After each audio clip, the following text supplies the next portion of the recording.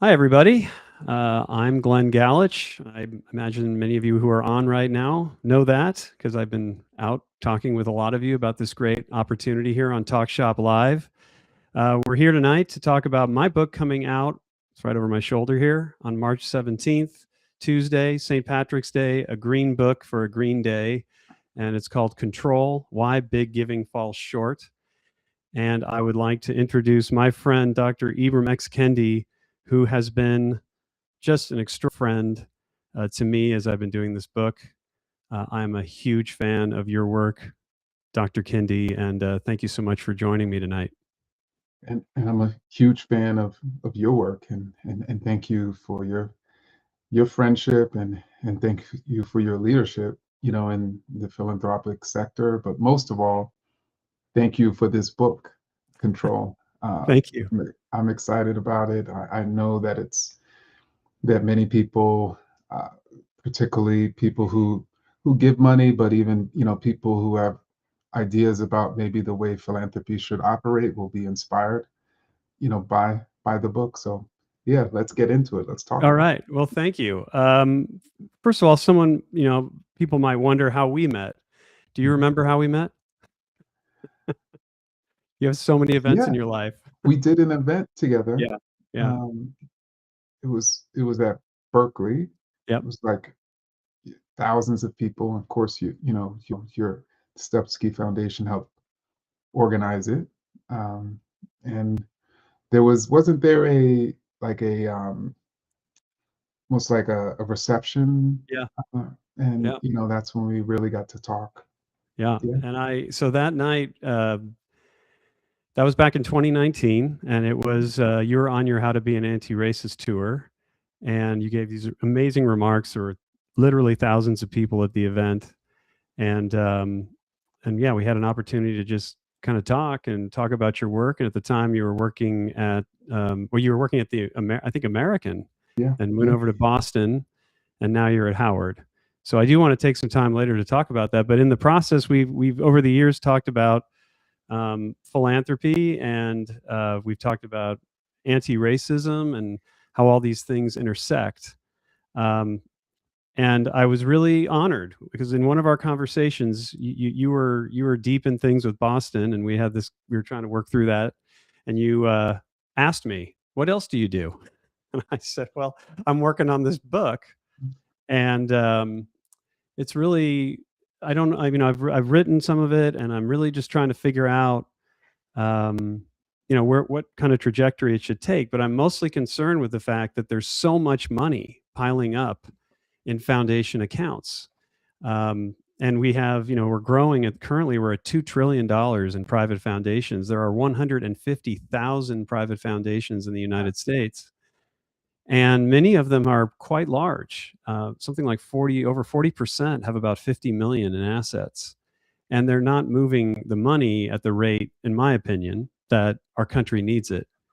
And when I looked into it, when I thought about it, I've worked with donors for about 25 years, many who have been really stellar and unique. I worked with one for 7 years who was really unique, Joyce Stupski. We are a spend down foundation, which we can talk about later. But most foundations are not moving money. And I wanted to know why. Why are the problems getting worse? We at Stupski are particularly concerned with racial justice, and so many communities that have experienced so much injustice in the United States are not getting the funds they need, and yet 2 trillion piling up, on its way to 18 trillion in the next 20 years. And at the center of that is, I think, people who are having the opportunity to make decisions about these assets that are not close to the problems, that are not close to the solutions. And a lot of donors, a lot of people who have access to these assets are not willing to think about what communities really need, get proximate to what communities really need, and as a result, the money doesn't move at a volume and at a speed that it should. So I was telling you about that, and I was stunned the first time we spoke about it, and you said to me, "This is one of the most important issues in philanthropy, or perhaps beyond." And I was just I was just taking it in. I had no idea I'd struck a nerve. Do you remember that? Do.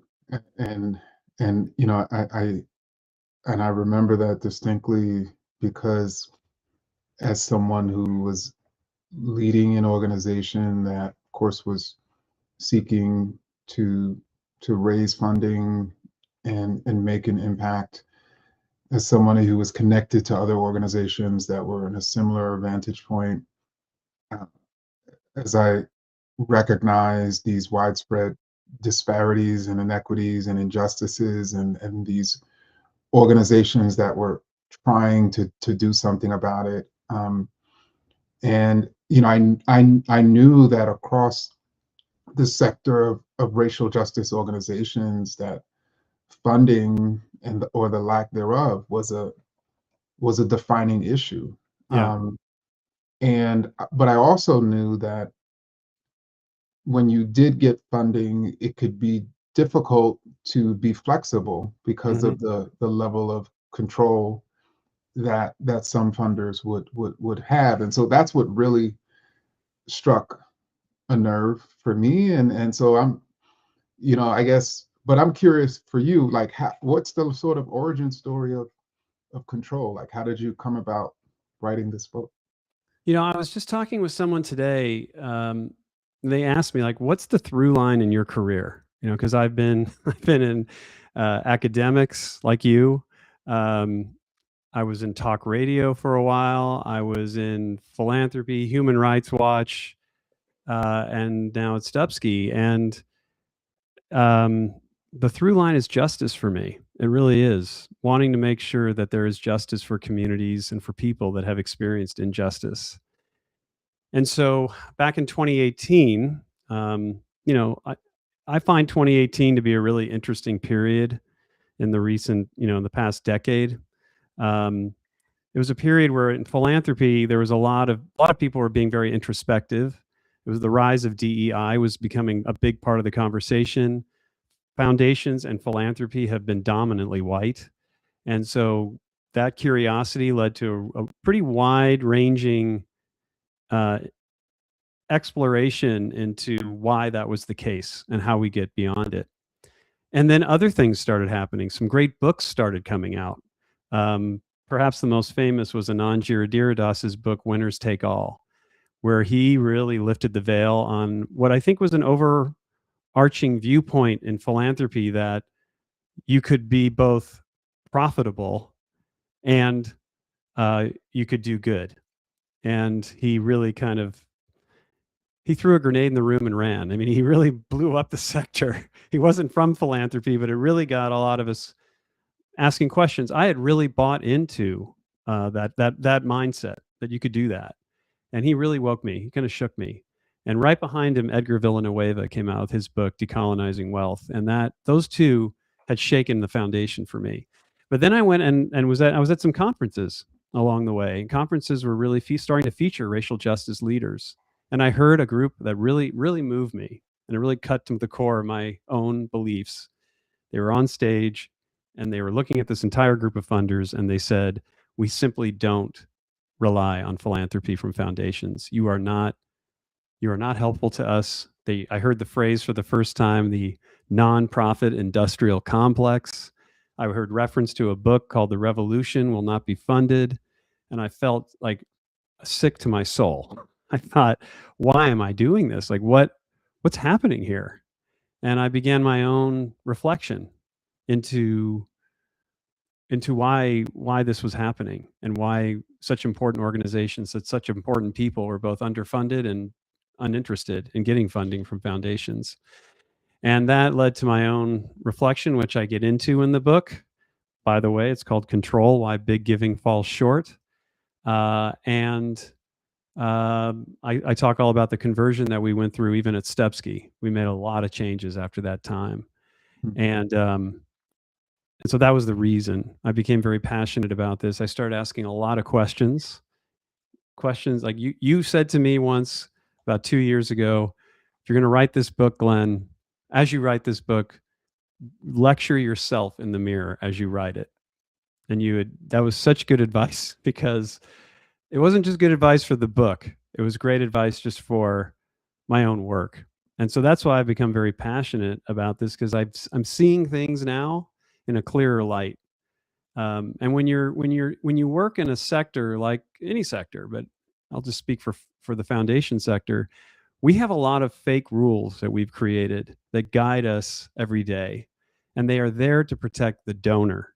They're not there to protect the organizations receiving the money. And at Stupski, and in my own life, I've started breaking those fake rules. And every time we do, something gets better for the grantee, something gets better for the community. And by that, I mean, like, for those of you that are not familiar with the foundation world, we are required by law to give away a minimum of 5% of our assets each year. And I imagine it's going to come as no surprise to hear that most of us give away a maximum of 5% each year. And the 95% sits in investment accounts. And those investment accounts can have wide-ranging investments, from real estate speculation to hedge funds that are looking into they're investing in depressed economies, stock holdings in companies that are probably creating many of the problems that foundations are trying to solve. The more I saw this, the more I realized it was donor control that was preventing us from getting to the promised land, is probably too strong a word, but to a better place. And so that's a long answer to your question, but that was really what motivated me. And I think because you were simultaneously a philanthropic leader, a CEO of a private foundation, but had the ability to be self-reflective over the course of this book. So it's not the type of book in which you're sort of lecturing to your peers or talking Right. down to your peers. If anything, you're having a conversation with yourself, or you're having a conversation with people who you were at that particular point, Mm-hmm. once upon a time. And to Mm-hmm. me, those are the types of books. I mean, I think as adults, even us, even when we're young, we don't like getting lectured to, but we are willing to potentially reflect on our ideas and behaviors when someone models a different way of thinking Yeah. and being in the world. And certainly that's what you did in Control, and that's why I certainly wanted to support it. Yeah. Well, thank you, because it was your advice that got it there. And you had shared with me that that's the approach you took with how to be an anti-racist. You said, I mean, you can tell the story, but you said to yourself, "Hey, I'm going to reflect on myself instead of reflecting on others." I think that specifically in the field of those of us who study racism, a lot of the discourse around this topic could be each of us sort of standing on high and Mm-hmm. sort of preaching down to people, as if we hadn't had our own journey. Um, and so I think similar, like with Control, I suspect, people who control, uh, people who are giving money are in many different places in terms of their journey. And so no matter where they are in their journey of potentially relinquishing control, I think they could be attracted to the book. But I'm curious if there is, like, since we're talking about how certain parts of the book was about your journey, Mm-hmm. your journey of self-discovery and even transformation, is there a particular story that you felt was, or moment you felt was quite pivotal in your journey? Yeah. Thank you for that. I'm going to answer that, but I'm going to do some homework first that we need to do. So first of all, I want to Okay. let everybody know, if you're watching on TalkShopLive, you just click the shop button, or if you're watching on YouTube, you can click the link in the description, and you can purchase a pre-ordered signed copy of the book. Um, I do my best with my signature. I think you'll love it. So I encourage you to do that. And I want to, before I get to your question, Ibram, we've gotten a lot of really great questions here in the chat. So I want to just go ahead and jump to some of them. Okay. Sam, I think, is coming in on Talk Shop Live. He said, "You both have books coming out. Congrats. Are there any shared ideas or topics?" What a great question. I've obviously must acknowledge that there is another book coming out on St. Patrick's Day. I'm It doesn't have a personally, green cover though, so it's, you know. it doesn't have the green cover, but I am looking as forward to this book as anybody out there. Chain of Ideas, another in a long line of amazing books by Dr. Ibram X. Kendi. Why don't you give everybody a quick synopsis, and then maybe we can find that connection that Sam is looking for. Sure. So Chain of Ideas is, it really examines the resurgence of what's known as great replacement theory over the last 2 decades. This is an idea that suggests that there are these powerful globalist elites who are enabling peoples of color to displace or even take the lives and livelihoods of white people, who apparently now need authoritarian protection. And so when you hear phrases like uh, immigrants of color invading the nation, or diversity is discrimination, or the white race is dying out because of low birth rates, you're hearing great replacement theory. And what the book shows is how you've had a number of authoritarian politicians who have manipulated people into believing that their lives are being lost, or their livelihoods or their status are being lost, so that they can then present themselves as their saviors, their protectors. And then they go about protecting and saving them by taking away their civil liberties, taking away their freedoms, and establishing authoritarian states, as we're seeing in the United States, and certainly has happened, around the world. So Chain of Ideas chronicles that uh, reemergence of this, what I consider to be the most dangerous racist idea. And actually, Glenn, I think one parallel, frankly, is even in the title, like Chain of Ideas, right? Control, Chain of Ideas.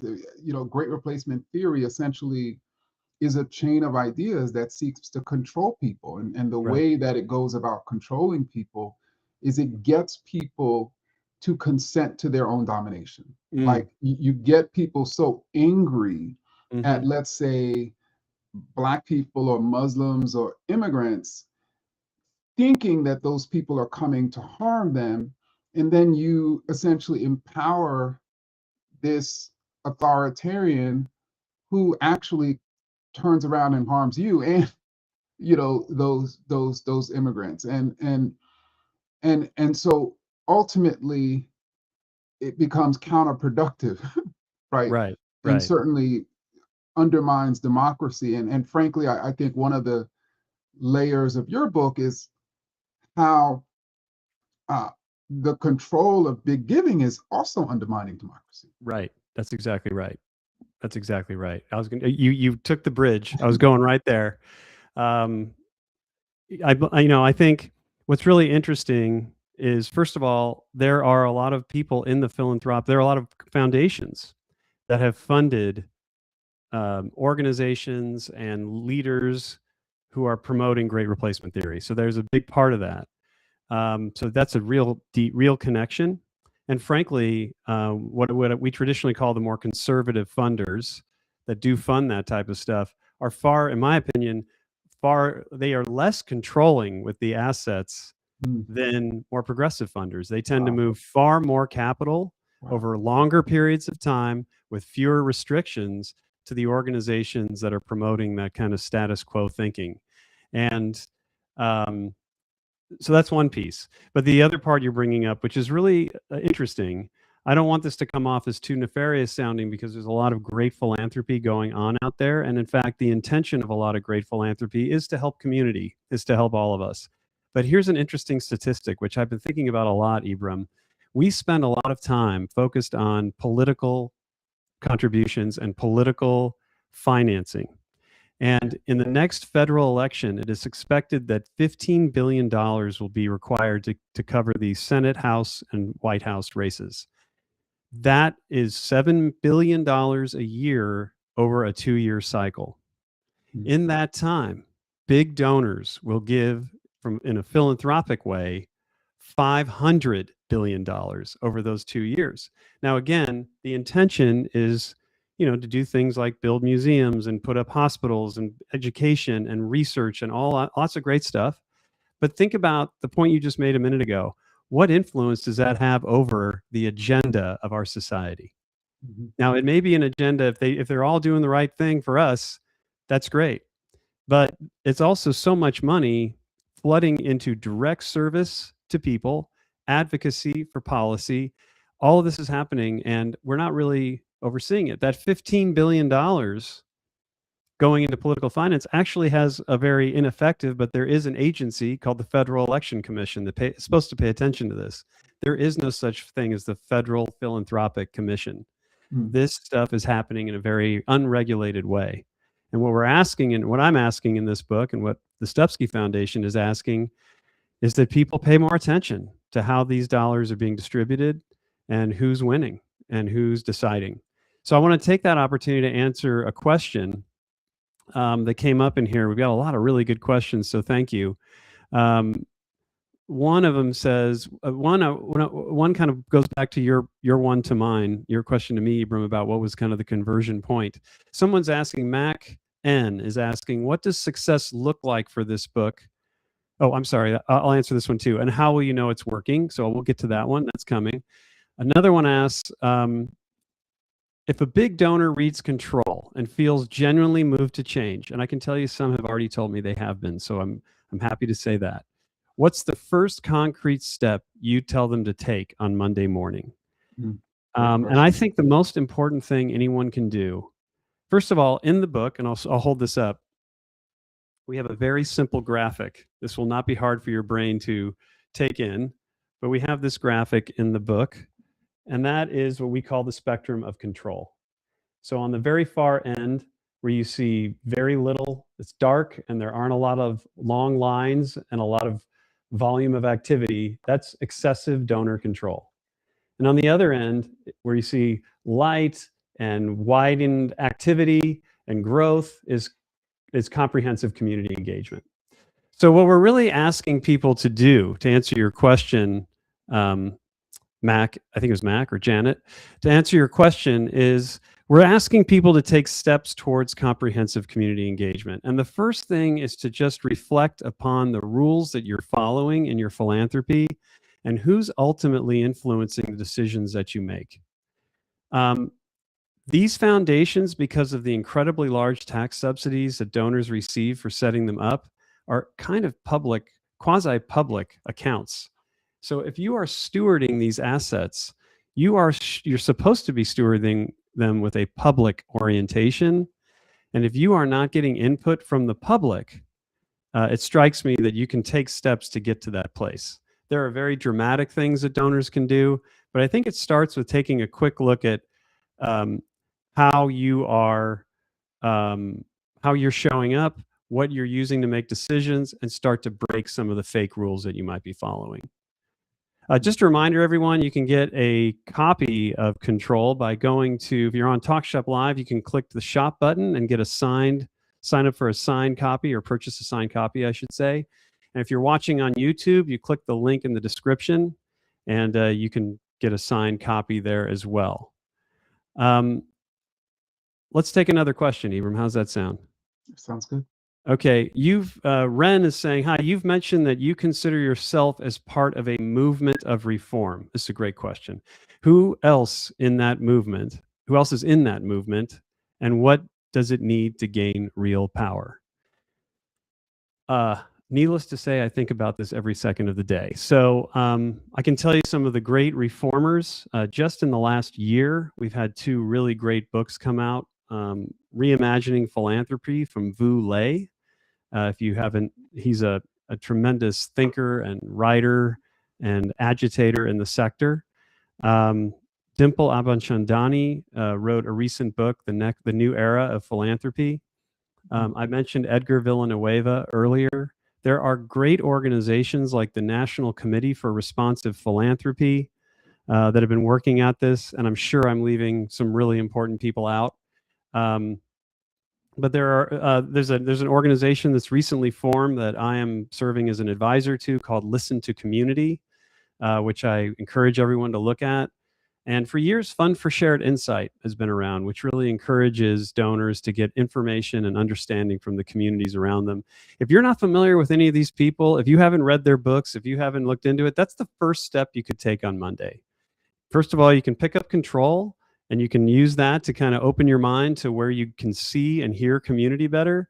And those books will help. There's so many people that, the biggest one, of course, is Pia Infante and her movement, which is the trust-based philanthropy movement, which has been so important. And one of the reasons I love trust-based philanthropy is not only is it such an important guidance to how you work with community and how you make sure you become a more trustworthy donor, but in addition to that, it was formed out of a spend down foundation. Whitman Institute was a spend down, and they kind of investigated how they were showing up with their grantees, and the word that showed up was trust. And they said, hey, we can do something called trust-based philanthropy. What is your experience with trust-based philanthropy, Ibram? Have you had donors that have shown trust in you as a leader? I would hope so. I have had, I think, I would say I'm fortunate, frankly, because I have had donors who have trusted me and even my leadership, and I say that, as somebody who you especially need to trust leaders of nonprofits or staff of nonprofits when it's a new organization. So I've, been involved in starting new organizations, and I've been involved in restructuring organizations. And so that's another time where trust is tested. And I think in both cases, people who've supported uh, my organizations have maintained that trust, which has just meant everything to me. And I think, let me say, Glenn, that I think I even approached this book quite with a level of hope based on my experience with donors, which is to say, I I believe that more donors could get to could get to the point in which they're trusting uh, who they're giving to, giving them the ability and the freedom to fail and make mistakes Yep. and learn from those mistakes, and Right. giving them the ability to test things and take risks, right? All of which is absolutely essential to not only growth, but also impact, right? And innovation, right? If you do not feel that you have the freedom to innovate, like, Right. how are we going to address some of the most pressing problems of our time? So, and that is all based on trust. Yeah. So I think, because I've had the ability to experience donors who trusted me, I sort of approached the book with the belief that more people can do this, right? More people can learn how to do this. More people can certainly relinquish control. So welcome, everybody. If you're just joining, I'm Glen Galaich. We're talking about my new book, Control: Why Big Giving Falls Short. I'm joined by one of the great authors in America, Dr. Ibram X. Kendi, National Book Award winner and author of the upcoming book coming out on the same day as Control: Chain of Ideas. We have this great question that Mac N asked, which is, what does success look like for this book, and how will you know it's working? I think you gave us something right there, Dr. Kendi, something to think about. I know how we feel at the Stupski Foundation. We have been, I'll tell you, our story is one that we've really celebrated and really enjoyed, and it's all because the donor, who was in control, made a decision to give up control. And that was, she decided to spend down all the assets she had in her foundation. And not only that, when she passed away, she and her husband, who had passed away a few years earlier, Larry Stupski, moved all of their assets into the foundation. So Wow. their entire wealth will be given away by the end of next year. Wow. And I think if they hadn't done that, here's a really interesting statistic to think about. And I think about this all the time when I look at some of my peers who are overseeing multi-billion-dollar foundations and what they could do with that in this time. Stupski, if we had stayed at a 5% payout, would have moved $150 million by now in my time. 10 years I've been running the foundation. But instead, because we're spending it out, we will move $600 million. Mm. So in our view, if we could see more, if more foundations read this book, Mac, not just foundations, but individuals, trustees, and everyday people who can put pressure on this situation, by the way, and I want to talk about that in a second. If more read this book and are moved to take action, I would hope that we see more money coming out with community engagement. That's the entire objective of this book. More money coming out so institutes like the one that Dr. Kendi is building at Howard, more organizations that are working in racial justice, that are getting by just day by day, can move out of a state of deprivation and into a place of plenty and can do so much more. The irony of our sector that I just find so amazing, and we ask this question all the time, we've talked about this, is why is it that foundations believe it's more important for the money to be in their bank accounts than in the frontline organizations that are doing the work every day? At the end of the day, a foundation is measured by how much impact its partners are getting. So the only way, one of the most important nutrients of a partner's success is the capital to hire people, to train people, to develop people, because it's all about the people, to provide resources to communities, to have safe spaces in which to work. That's what money does.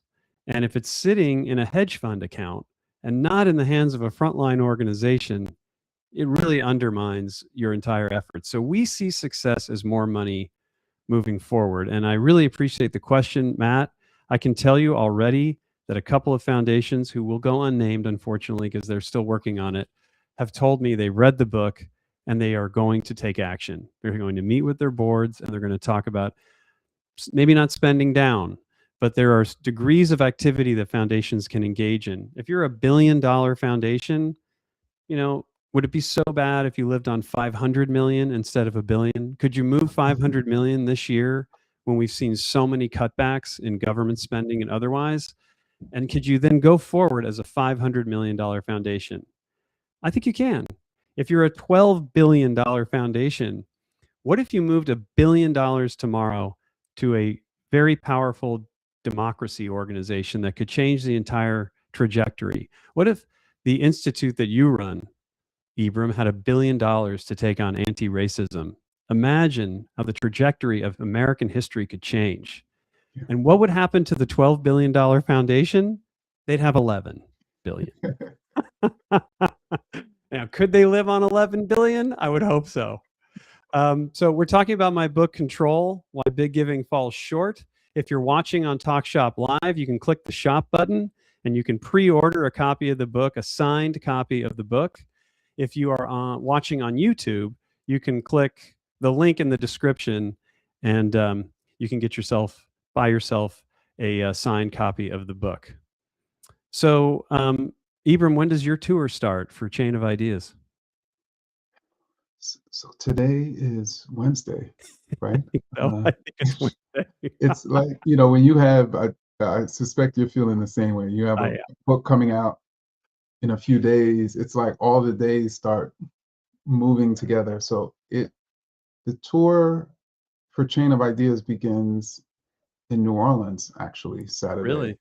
Saturday morning. We have the New Orleans Book Festival, and then we'll be going to Minneapolis, which in many ways has become the ground zero for the manifestations in our time of what I write about in Chain of Ideas, in terms of this administration justifying the occupation, frankly, of Minneapolis, and the harassing of citizens and immigrants, and even the brutal killing of citizens on this pretext that immigrants who are people's neighbors are invaders and they need to be removed. Yeah. And so I'm looking forward to that conversation. But Glenn, you teased us you were going to give us a story though, And so I think we all want to hear the story in terms of, like, how you can give us a story that uh, was pivotal in you being able to reach this point in which you could uh, certainly think about the criticality of no longer trying to maximize control over assets. So I'll get to that. I want to just say we share a common feature to our at the start of our tours. You're in New Orleans, where jazz is very popular, and we are having a launch event on Tuesday next week for our launch at San Francisco Jazz Center, which Oh, was yes. a big area of interest to Joyce. Great question. There were a series of events. It doesn't all happen in one moment. I tell in the book the story, a really important story that I think really is important if you work at a foundation or you get money from a foundation to understand, and that is that most of the decisions about grants are made by the board of directors. So I try in the book, In Control, if you're curious about what goes on inside a foundation, we even say, we kind of use the Hamiltonian concept of being in the room where it happened. I take you into life in a foundation. Mm. And for a long time, even Stupski had a board that decided every grant that we make. When you think about that, nothing against my board, they were all very caring and nice people. Think about who's making a decision here about the community or the communities you're going to fund. So you have people working in foundations, program officers, program directors, who are working really hard inside the foundation to be in touch with communities. Sorry, my dogs are very excited about something outside, if you can hear it. Um, they're closest to the community, and what they do is they identify grants that they want to make. They write it all up into these big, gigantic binders, sometimes 500-600 pages, describing all the grants. They give them to the board. The board has a couple of weeks to read it, and then the board approves every grant. Does that sound rational? It's not. And so we went through a process at Stupski to move the board down from being involved in the grants that they make, really moving it to the staff and giving the staff far more power to do that. So what did that take? This is to your point, on a pivotal story. I went to Joyce, who I used to meet with every Wednesday in her home, and we used to talk about things that were going on in the foundation. And the staff had put together a plan that would free the board from having to approve every grant in detail. Instead, they would approve an allocation of money to the staff, and the staff would then make the grants as they wanted to throughout the year. And the board just had to stay on top of that and be aware of it according to their governance rules. Didn't mean they have to prove, but they had to be watching all the grants that were coming out. I went to Joyce and I said, Joyce, it takes a lot of time to put these books together, and I'm not so sure that it's worth all the time we put in for you to read it. And I'm not so sure you enjoy reading it. And I'm not so sure at the end of the day that you feel confident in making decisions about these grants, because it's not you that's doing this work. And frankly, you've never said no to us. You've never looked at one book of grants and said, the one on page 52, no. That's never happened. So how about if we stop with making these books, because it takes us a lot of time. It's a lot of work for us. It's a lot of work for the grantees. And how about if we free you from having to review these books? And she thought about it for about an hour and said, hey, let's give it a try. Let's try a couple of meetings. Let's change up the whole thing. And as a result, to this day, our program officers and program directors have a budget that they manage. And when they meet a grantee, if they like what they're doing and they support them and they've got the relationships with them, they can use that budget however they want, and they can move on it as fast as they want, and I'm not going to stop them. So it's really made for us to be, I'm sure if you talk to many grantees, maybe not all, but most would tell you we're fast. We give as much as we can to their needs. We're not stuck at a 5% situation, so we can give more than most. And it's coming from people who are closest to the community, which is really what's important. For us, going through that process, Ibram, was a pivotal point in the foundation. It totally transformed the way we do our work, and it put so much more trust in the communities and the people who work with them than the folks sitting in a boardroom who are far away from it. And I think that's ultimately the best story I can tell you as to a clear example of how you can make that adjustment. So I actually see a question that I think Yep.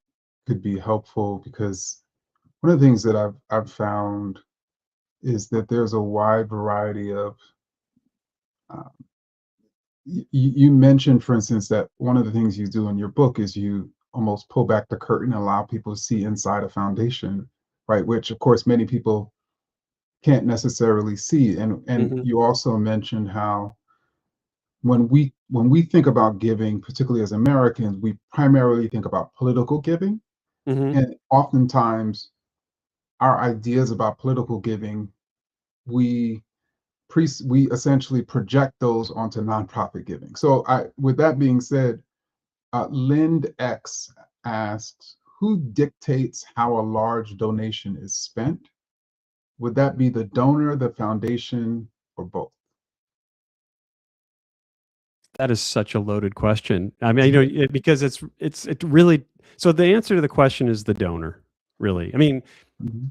the donor, because, and you do hear these stories. I haven't had this experience in my own foundation, but you do hear stories about how donors, when the found with the so by foundation, I assume, Lind, you mean the staff that work in the foundation. So the staff can come forward with a big grant idea, and donors will say, we're just not ready to move that kind of money to something like this. So ultimately, the donor, the reason we say donor, it really, to be technically correct, it's the trustee on the board or the chair of the board. And those trustees that sit on boards can have a major impact on how big a grant would be, or how big a donation, to use your word, Lynn, could be to an organization. They can do that just by capping how much the foundation staff can give. When we first started, the most we could give was $250,000 a year. That was the largest grant we could make. And that was because I think Joyce and the board were still getting used to the idea of spending down. It was brand new, and they didn't realize how much money they could move and how quickly. In fact, we had a couple of years, Ibram, where we gave away a lot of money and we earned it all back in the market. So we completely prevented ourselves from spending down. So, and that was because we weren't moving enough money. We were still living in that mindset of control. And so the donor, the trustees decide that. And that technicality I really want to point out here. And I've seen there are some questions, there's some comments in here about people who are really skeptical that this book can get a donor to move away, get a donor to see this as philanthropy and not just taxation issues. I think there's probably some truth to it. One of the controversial statements I think I make in this book, and I'm not backing down from it, is that I think most people, when they set up a foundation, private foundation, they'll tell you they did it for charity, but if they did, they're lying, because really most people set up a private foundation for tax reasons first. And so, but here's the trick to this whole private foundation thing. We're giving big donors a huge tax break because we believe in them. We historically believe that people who succeed in the economic system are therefore smart enough to succeed in any system, social and otherwise. So we're putting our faith in them to make good public decisions. And we're not putting our faith in them to make public decisions because it's their money. And this is really important. When someone makes a donation to a private foundation, that private foundation is not the donor's money anymore. It is the foundation's money. And the control you have as a donor over that money can only be exerted if you are on the board. So a lot of people create the foundations, they then put themselves on the board, and then they control the money that way. And there are often times, and you'll read about this in my book, Control: Why Big Giving Falls Short, which is right here. I haven't held it up yet. This is what it looks like. You'll find when you read this book stories of where even Joyce, when she would get kind of cornered on something, when she was not, we were saying and doing things that she wasn't agreeing with, when she was feeling pushed, she would say, it's my money after all.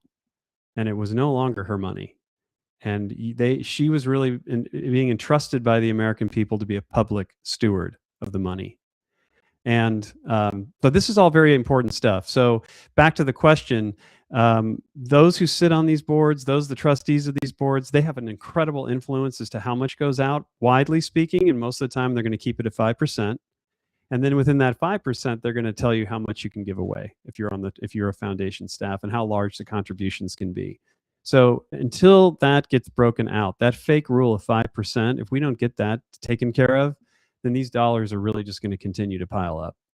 And even in the recent crisis we've had here in this country, where the government has completely retreated from a lot of social spending, a lot of foundations have responded to that by saying, we're going to step up. We're going to step up by giving 6% this year, or 7% this year. And I guess I would just ask the question, is that really stepping up? And because for some of these foundations, some that are multi-billion in size, in a moment of crisis, their response has been to give 150 million more over 2 years, multi-billion in size. So you have to ask how these rules and restrictions we put on ourselves are really helping society. And crisis tells us a lot, Ibram. When you're in a crisis and foundations are not stepping up, that's a big signal, in my opinion. Well, we're coming to the end here. I just want to make sure to remind everybody that if you're watching on TalkShopLive, you can click the shop button to get a signed copy of the book. You can purchase one there. If you're watching on YouTube, you can purchase a book by clicking on the link in the description. Why don't we take one more question, and then we will kind of wrap it up here. Karina asks, what do nonprofit leaders in working class and under-resourced communities who are shut out of funding decisions tell me, I guess, or maybe even you, Ibram, they actually need from funders beyond money? Well, I mean, I think what we hear about we hear about it a lot these days because we're almost out of money. We are literally at the end of our spend down. We shot way up. Last year, in fact, the Stupski Foundation gave away over 60% of our grant-making assets to respond to the crisis. Compare that. There are very, very large foundations out there. I just went through them. They moved 6 and 7%. So think about 60%. That was a huge move on the part of my staff. I didn't do it. I won't take credit for it. The program team at Stupski decided to move 60% of our assets. We are now out of money almost. So we are hearing that question, what can you do for me now? The biggest thing we can do is make contact to other funders and help introduce other funders to organizations. The other one you hear about often, and I'll turn it to you on this to see what you think of this, Ibram. You often hear about this concept called capacity building. So basically, a foundation gives a grant, and then they have this little side pocket of money that they set aside for capacity building. And what that means is, in my opinion, it means you didn't give the organization enough money. But what you typically get asked is, okay, so I took the money now, I'm using it for general support or for a specific project, whatever that might be that you allowed me to use it for, foundation. But now I'd like to build a database. Now I'd like to bring in a fundraising consultant. Now I'd like to do X, Y, and Z. Can I use your capacity building money for that? So a lot of organizations call foundations call capacity building beyond the grant or additional to the money. In my opinion, I don't really understand the concept. It's a big part of philanthropy. I kind of check out on these conversations. Honestly, all I think a foundation needs to do is give as much money as they possibly can give. And we don't have to, that is capacity building. That's all it is. But what is your experience, Ibram, with that concept? What do you look for from a foundation beyond the money? Well, I think there are some foundations who, let's take a program officer who their portfolio is in environmental justice, which means they may be funding a number of organizations that are working on environmental justice issues, and so that and that program officer then is likely in regular contact, sort of learning, successes, pitfalls, best practices, and being able to convey that, right? Mm-hmm. What one Mm-hmm. organization is doing Yep.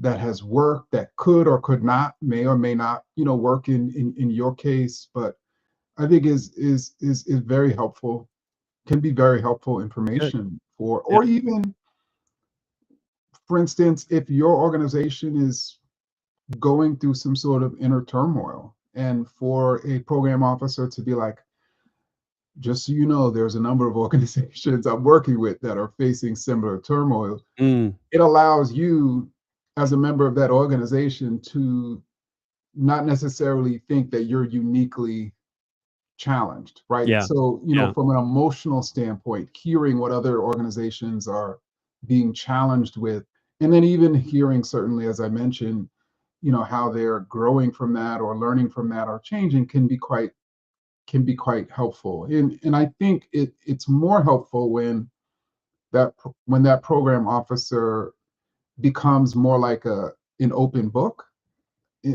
more like a reference sort of book, as opposed to a lecturer, which is to Yeah. say, not that every time they get on a call with one of their grantees, they're like, you should do this because they did this, you should do that. It's more of, hey, I'm working through this sort of challenge right now. Do you have any insight? Maybe any of your organizations working through something similar, and then of course they could share that. That I think can be quite helpful for organizations.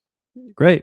Well, there you go. You just got real live advice for the foundation sector from Dr. Ibram X. Kendi. So couldn't have said it better myself. That 30,000-foot view, as they say, is really helpful to people because we're out scanning the field. Ibram, thank you so much for spending some time with me, and thank you so much for writing such an incredibly thoughtful foreword to this book. Um, I don't know. I didn't want to get into the topic too much, but I went back and read the foreword the other day, and there was quite an episode that took place in your life with respect to Boston University. And I had never heard you speak publicly about it. And I went back and looked at the forward, and you talked about it in there.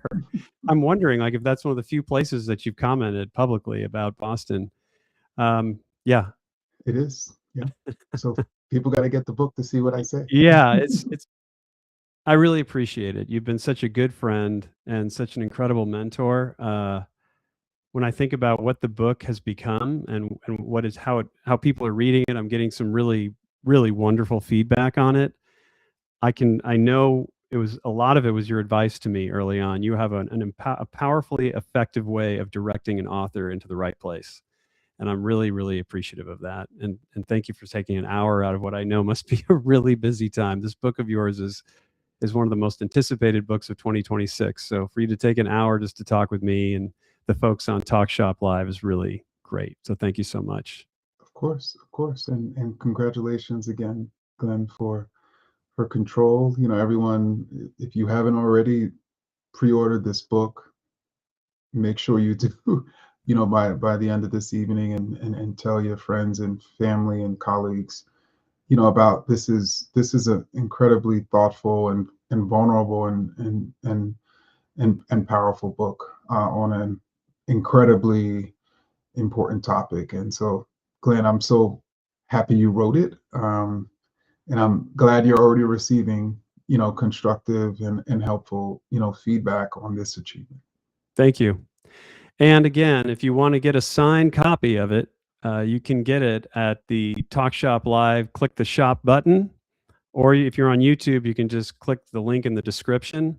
By the way, I want to mention for those of you that are hanging out with us here still, Ibram and I have already been on stage once before, and it was in what you're seeing right here, Break Fake Rules, which is our podcast at Stupski. It's a fun show and an interrogating show. We really get into the fake rules of the sector. I've got a poster back here, Ibram, that you can't see. It's over my shoulder from our show together a couple of years ago. And so I really encourage everyone to listen to Break Fake Rules. I am on LinkedIn all the time. Ibram is on all the time. Lots of insightful stuff coming from Ibram, and I do my best. So check us out on LinkedIn. And then I have a newsletter called Who Gives, which you can get on Substack. It's growing in popularity. I've had so much activity over the last year as we've been dealing with this crisis created by the White House. Lots of people are checking in on Who Gives as we've been trying to make the case for change. And you can always learn more about all of this stuff at stupski.org. You can also learn more about the book Control: Why Big Giving Falls Short. Thank you for joining us tonight. Thank you, Ibram, and thank you to Talk Shop Live. You guys are great. Take care. Take care.